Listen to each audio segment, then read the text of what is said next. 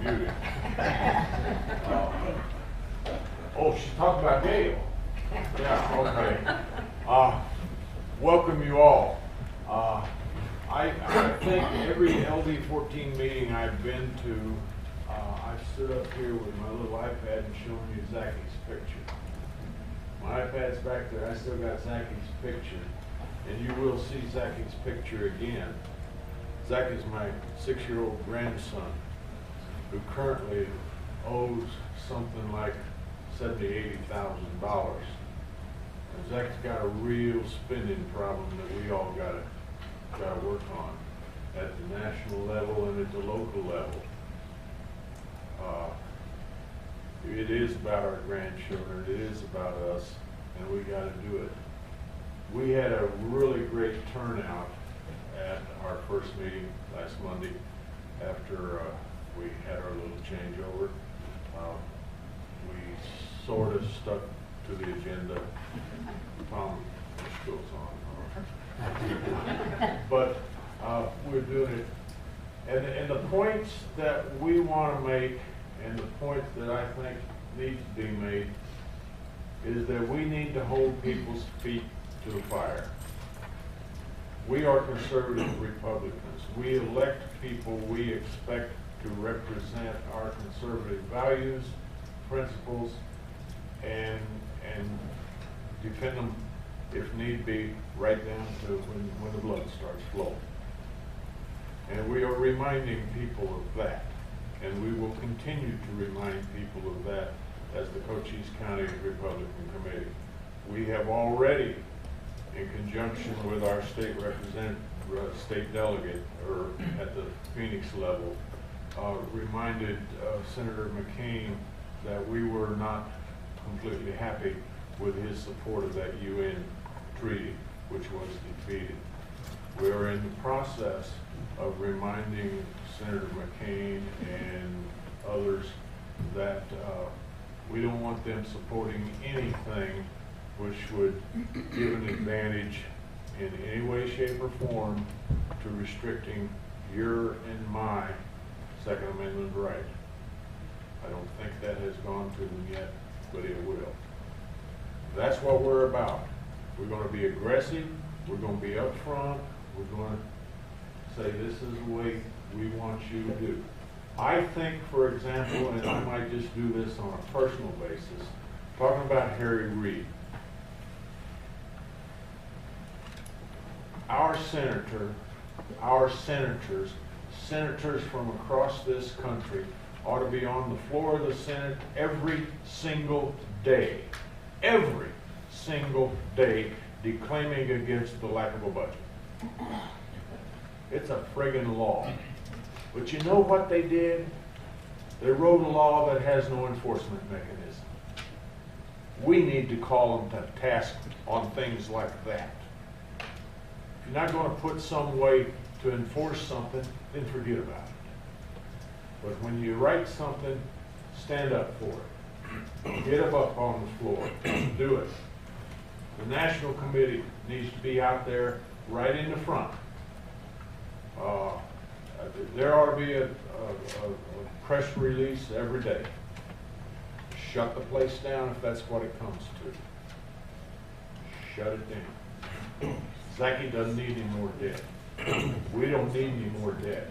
And when we hear the Speaker of the House reveal in an interview that the President says we don't have a spending problem, we don't have a spending problem, which world does he come from? Okay, we could go on and on. We're going to be aggressive. We're going to be out front. We invite all of you to join with us. We're going to have our meeting up in Phoenix here in a couple of months. I'll probably see it, or a couple of weeks. Probably see a lot of you up there. Looking forward to doing it. In the meantime, you may have noticed, I saw Bruce had one of them in his hand. We have the reservation form for the Cochise County Lincoln Day dinner on the 17th, isn't it? 17th? 16th? Next month, 16th. Come on out, folks. We'll do it. We're going to get around the counties. We're going to be be talking to people. If you have any groups out there who think, who you think might, I hesitate to say benefit from a word of wisdom or so from me, they can all benefit from hearing about that. And I'm ready and willing to do that. We got to do it. We've got to fight. We are in war, Bruce. We need to call that to everybody's attention. We need to do it from the neighborhood right up to the national level. Anybody have any questions they'd like to address me? Good. But I don't have any of the answers. All right. Thank you very much. Mr. Chairman, Keith Alexander is our Graham County Republican Committee Chairman. Mr. Alexander, would you please address the membership?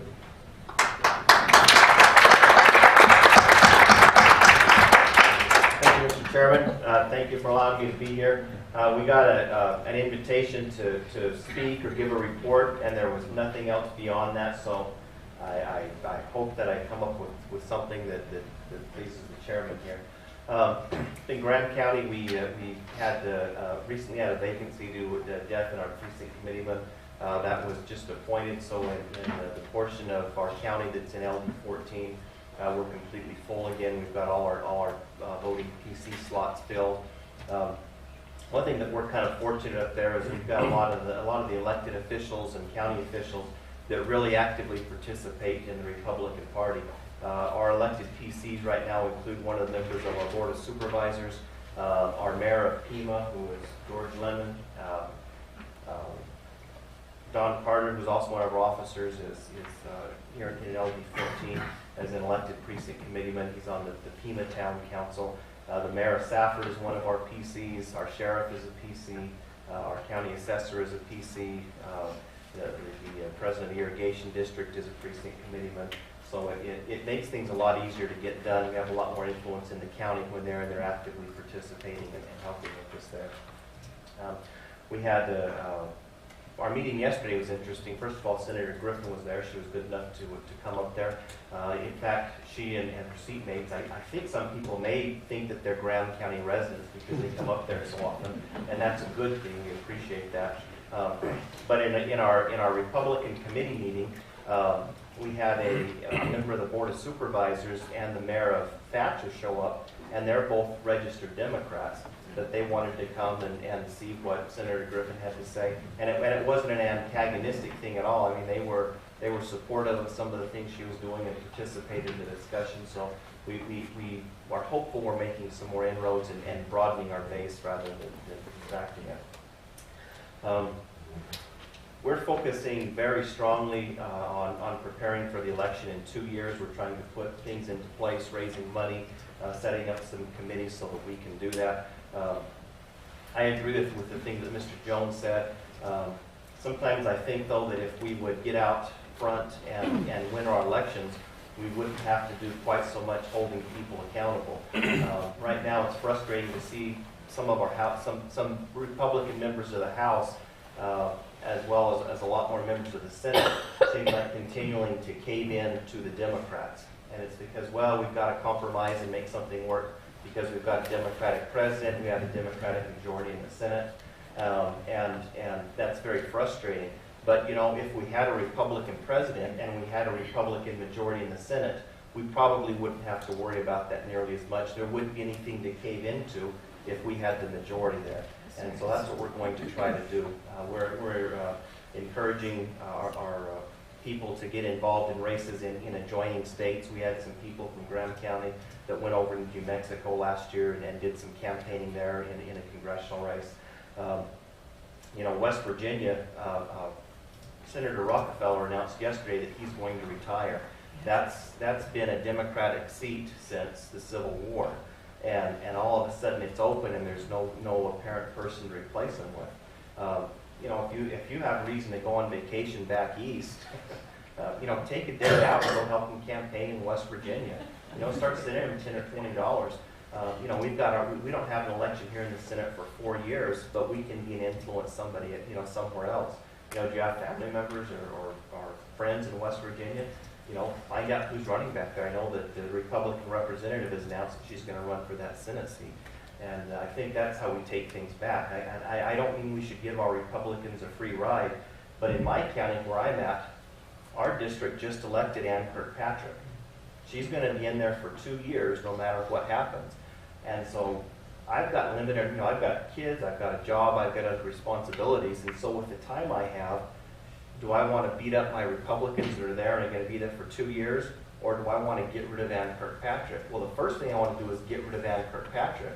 Once I have a Republican in there, then I can start holding his feet to the fire a little bit more. But the first thing is get the Republicans in there. So that's what I believe that the committee is behind. That's what I campaigned on. I think that's what we're going to try to do. Our Lincoln Day is going to be on February the 18th. And that's President's Day. It's a holiday, you're off, so it's a nice time to make a drive up to Safford, to Thatcher, if you'd like to do that. We're not sure if it's going to be noon or evening. We're working on that with some people, but it's definitely going to be that day, and we hope that you'll want to come up there. If you have a question, I don't know what you could want to know about Graham County, but if you've got any questions. All right, thank you very much for your time. Chief, can I put you on the spot to please introduce our brand new Greenlee County chairperson? Yes, they have a fully organized Republican committee up in Greenlee County, and their chairman is here today, Suzanne Mangus. She used to be active in the Graham County committee, and she literally lives on the border. She has a ranch that's on both sides, and now I think that they've slid the bed over to the other side of the room, and she's now in Greenlee County. And we are very, very happy to have a quality, active Republican chairman in Greenlee County. So, Suzanne Mangus.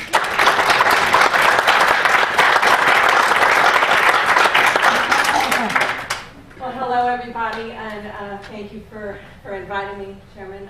This is my very first event, so I'm excited to be here. And Keith, thank you for that fully organized comment, because nothing could be further from the truth, but I'll go with it. I am in Greenlee County. I used to brag that I married the most eligible bachelor in Greenlee County, and then I found out I married the only eligible bachelor. But that's okay. I've been there for 24 years, and 25 years, and it's been wonderful. My husband and I run cattle on both sides, and Keith's exactly right. It depends on what the activity is, on what we claim. But our home is really in Greenlee County. My students, my kids went to school in Greenlee County.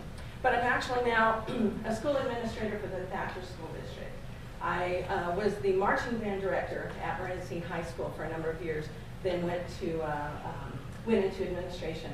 Did a little stint for the mine, and then now I'm at Greenlee County. So I'm very excited to be working back in Greenlee County in this capacity.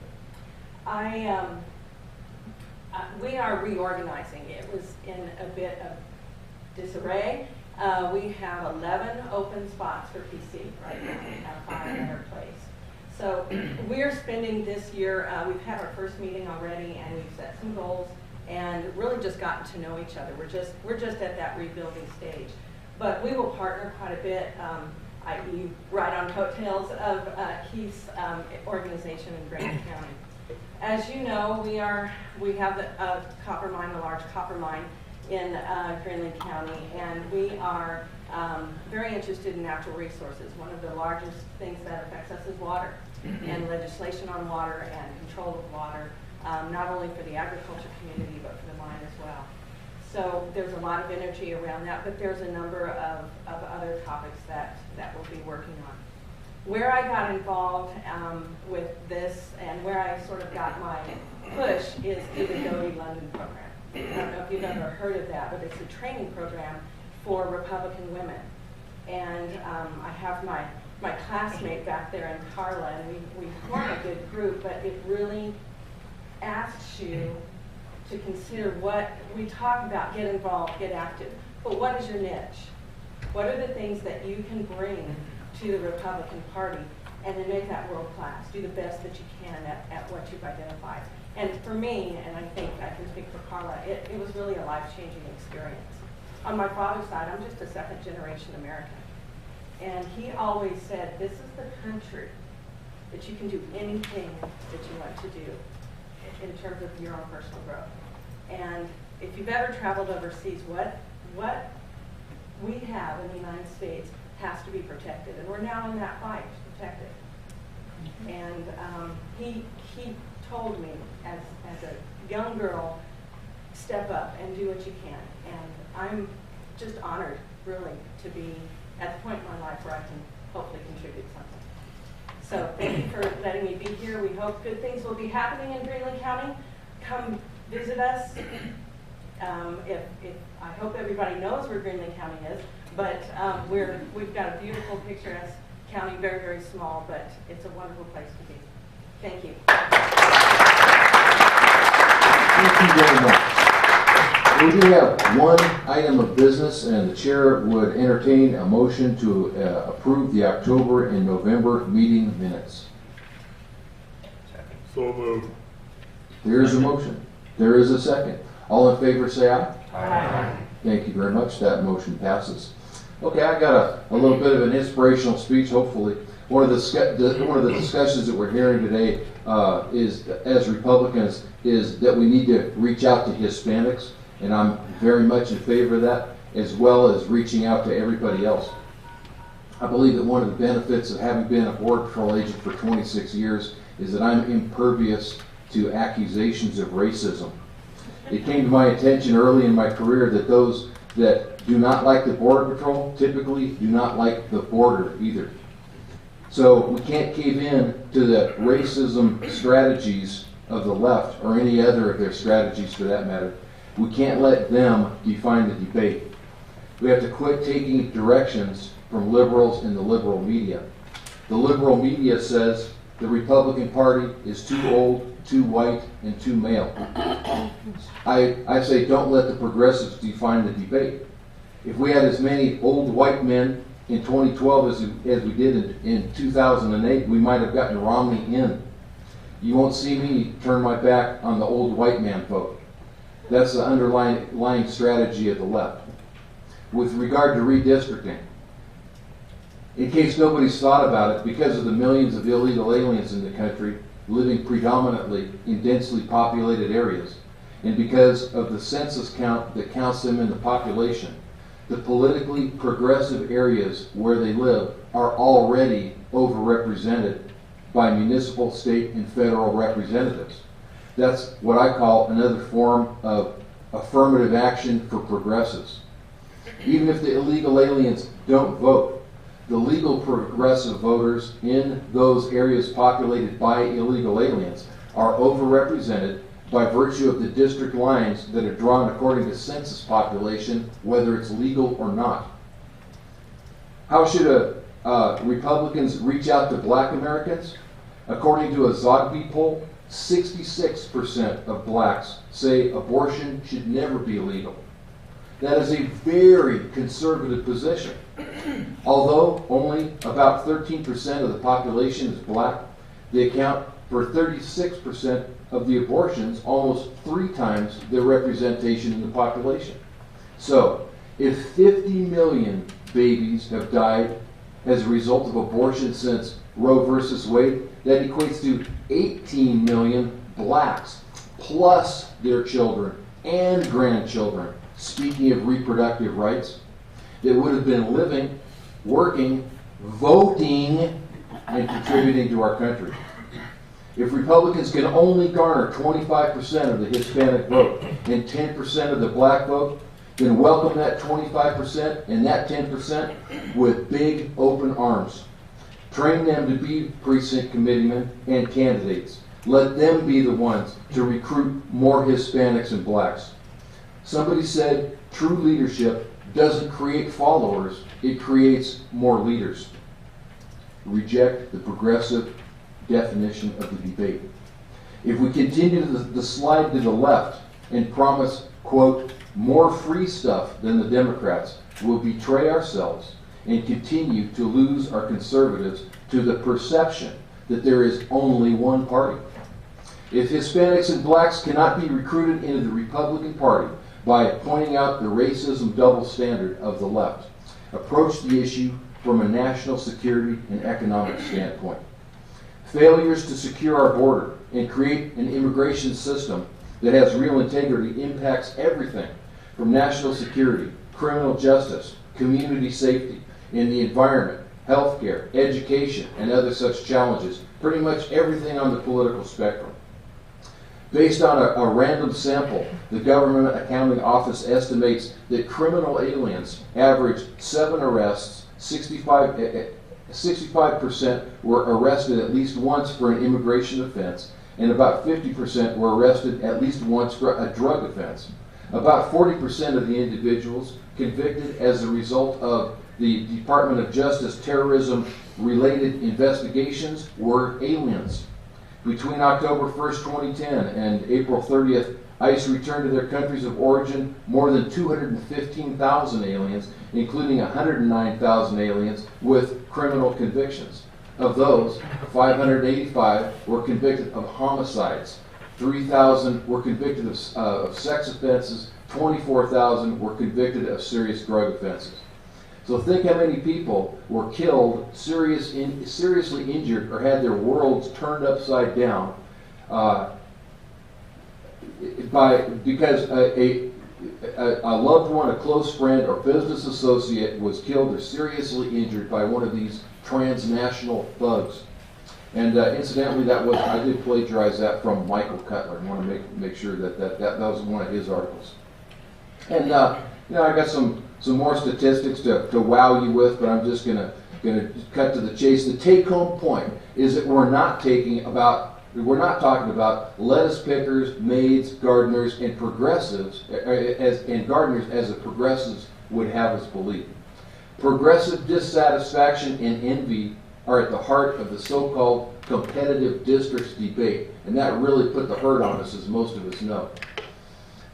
Just like with economics, progressives want to be freed from political market forces. Unwilling to accept the unpopularity of the progressive political philosophy, they cry that something must be unfair. Although the progressives claim to value diversity, don't believe it. They want a solid block of progressive voters. In fact, progressives really prefer appointed political bodies like the IRC and appointed activist judges over elected officials.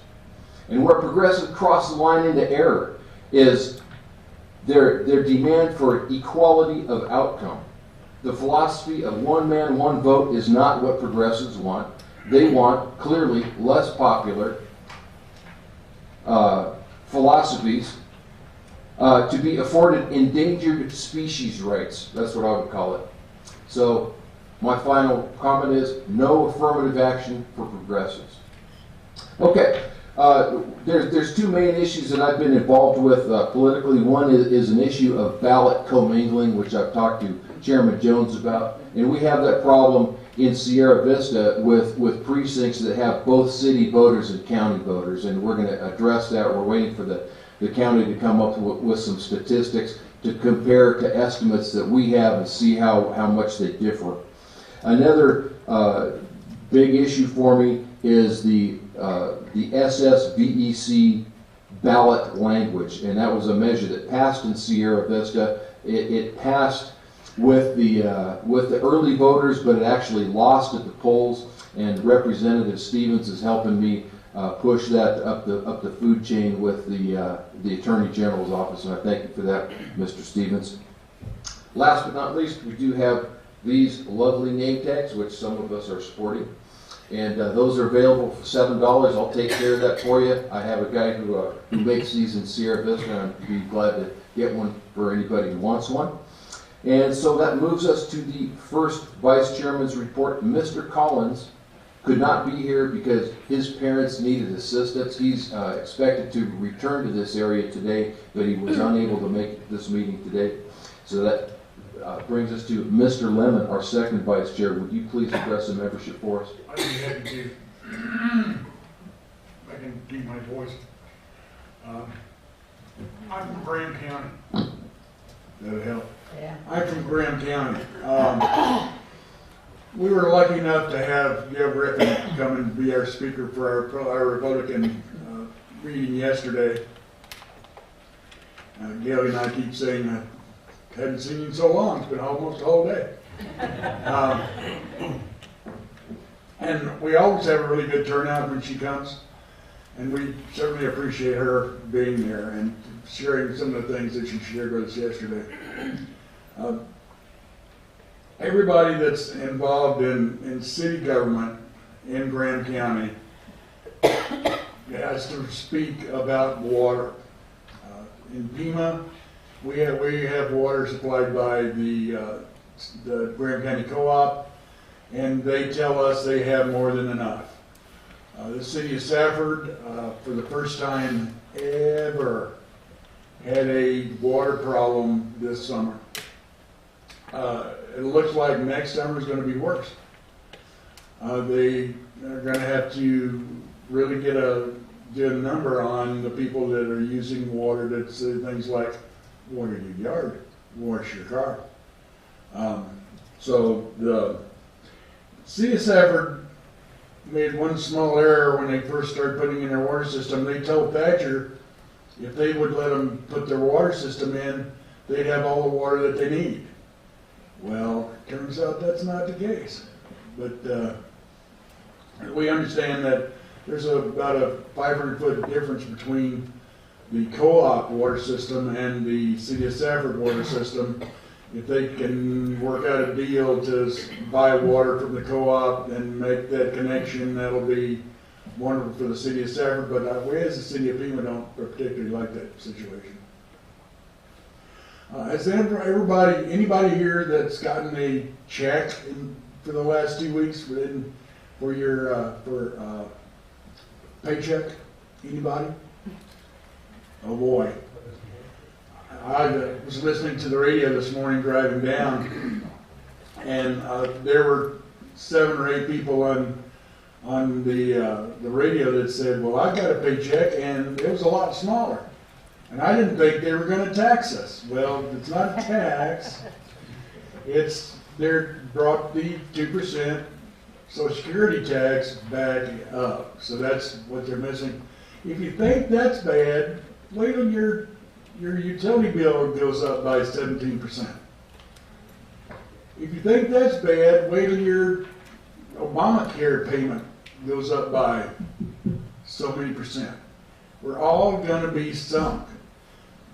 When the federal government talks about cutting expenses, they're not talking about today's expenses, they're talking about tomorrow's expenses.